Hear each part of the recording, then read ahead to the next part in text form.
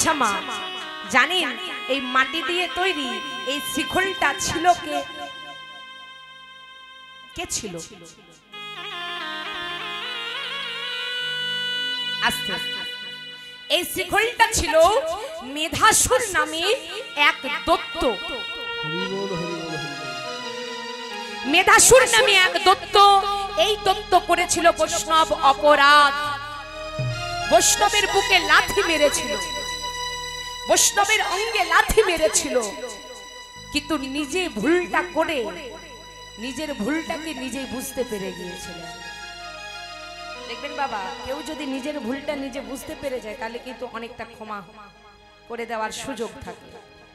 তা নিজের ভুলটা সে নিজে বুঝতে পেরেছে, আর বুঝতে পেরে ভগবানকে ডেকে বলছে, হে দয়াময়, হে কৃপাময়, আমি জানি আমি ভুল করেছি, আমি জানি আমি অন্যায় করেছি, আমি বৈষ্ণব অপরাধ করেছি, আমি বৈষ্ণবের বুকে লাথি মেরেছি। বলো না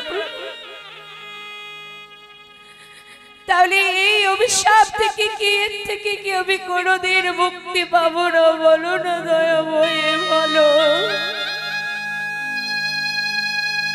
হ্যাঁ, মানছি আমি ভুল করেছি, মানছি আমি অন্যায় করেছি, মানছি আমি বৈষ্ণবের বুকে লাথি মেরেছি, আঘাত করেছি, তাকে কষ্ট দিয়েছি। বলো না প্রভু, বলো।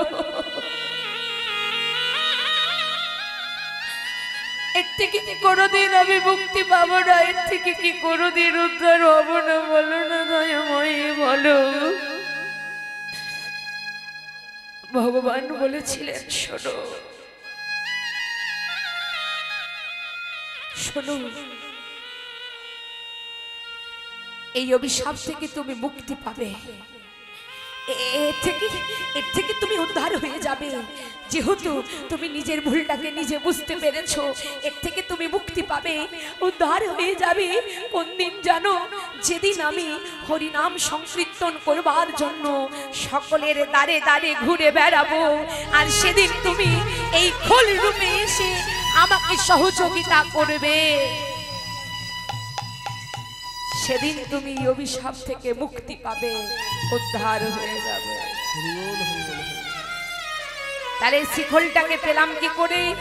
না, এই যে বাবা মেধাসুর নামে দৈত্য ছিল, সেই দৈত্যের সমাধির মাটি থেকে হয়েছিল এই শিখলের জন্ম। নিতাই হরি বল, হরি বল, হরি বল।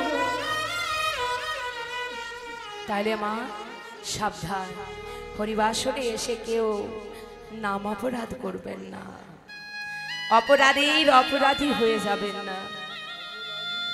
নাম অপরাধ কোথায় হয়? এই যে আপনারা হরিবাসরে বসে আছেন, হরি নাম সংকীর্তন আস্বাদন করছে, শ্রবণ করছে, মনে করুন আপনি মন দিয়ে শুনছেন, আর আপনার পাশের জনের হয়তো এবার ভালো লাগছে না, উঠে চলে যাবে, ভালো লাগছে না সে চলে যাবে। আচ্ছা, যার ভালো লাগছে না সে চলে যাক, ক্ষতি নেই, কিন্তু সে আবার একা যাবে না। সে যদি আবার দু চারজনকে সঙ্গে করে লইয়ে যেতে চায়, এটা সত্য, হ্যাঁ, একা যাবে না, সে আবার দু চারজনকে সঙ্গে করে লয়ে যাবে। আরে আপনার ভালো লাগেনি, আপনি চলে যান, কিন্তু তারা তো মন দিয়ে শুনছে, আপনি তাদেরকে কেন বলছেন এই চল, এই চল? এখানে হয়ে যায় নাম অপরাধ। এই যে নামে বাধা দেওয়া,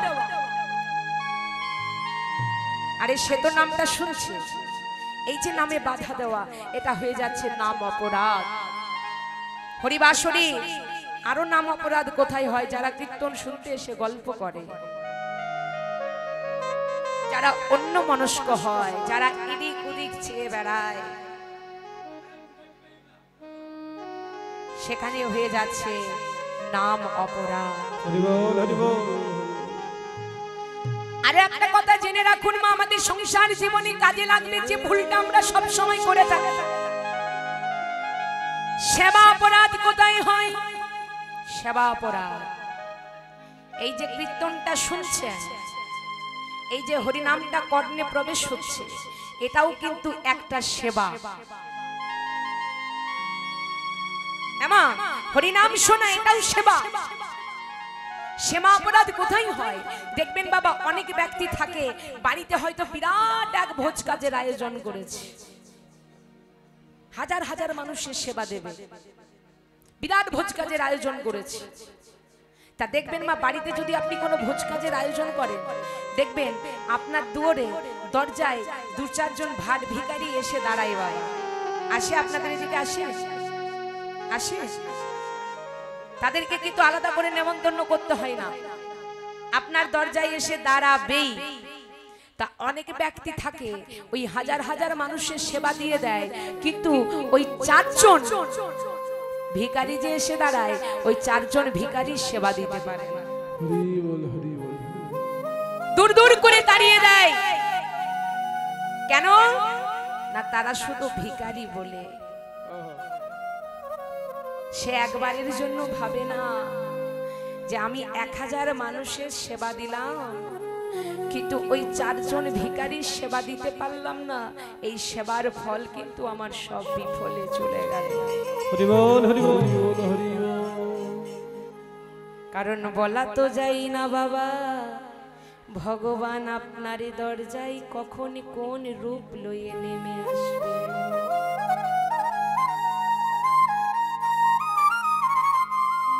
ভগবান আর তো তার নিজের রূপ লয়ে নেমে আসবে না। হরি বল হরি বল। আমরা কথাই কথাই বলে থাকি অতিথি হচ্ছে নারায়ণ স্বরূপ, আর নারায়ণ হচ্ছে স্বয়ং ভগবান। আপনার দরজায় কোনো ভিখারি এসেছে, হ্যাঁ বলা তো যায় না, ওই যে অতিথি, ওই যে ভিখারি, সে যদি ভগবানের রূপ লই আসে, ভগবান যদি ভিখারি সেজে আপনার দুয়ারে আসে আর আপনি তাকে দূর দূর করে তাড়িয়ে দিলেন, তাহলে কি হয়? হরি বল হরি বল হরি বল। আপনি সেবা তো দিলেন না, 1000 মানুষের সেবা দিলেন, মনে মনে ভাববেন এত মানুষের সেবা দিলাম, কিচ্ছু লাভ হবে না। ওই যে চারজন ভিখারিকে সেবা দিতে পারলেন না, আপনার সেবার ফল তো বিফলে গেলই, এবং সেবা অপরাধের অপরাধী হয়ে গেল। হরি বল হরি বল। সব অপরাধের ক্ষমা করবেন, ক্ষমা হয়ে যাবে, কিন্তু কেউ যদি বৈষ্ণব অপরাধ করে, বৈষ্ণব অপরাধের ক্ষমা হয় না বাবা।